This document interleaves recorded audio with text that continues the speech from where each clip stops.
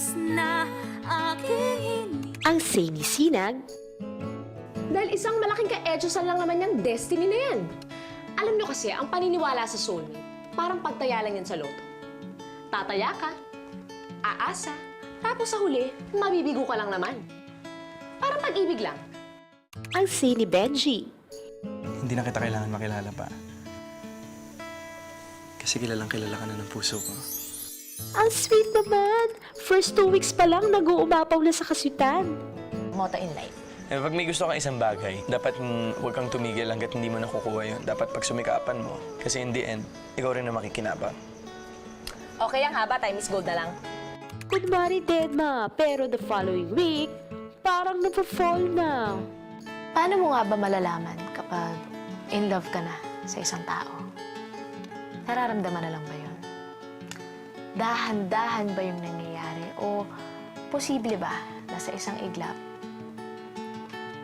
mahal mo na siya? I confirmed! In love na!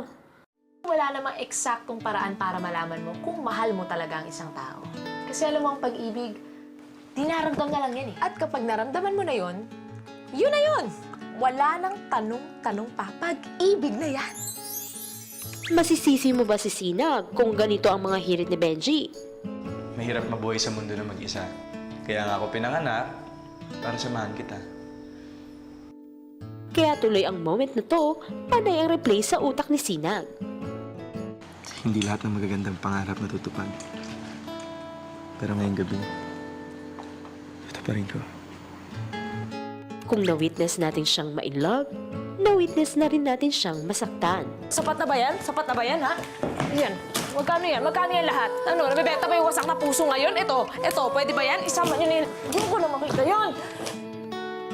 Same goes for Benji. Hindi na kasi maalis sa isip ko ngayon. Hindi na siya maalis sa puso ko. Parang tangang umaasa. Natural.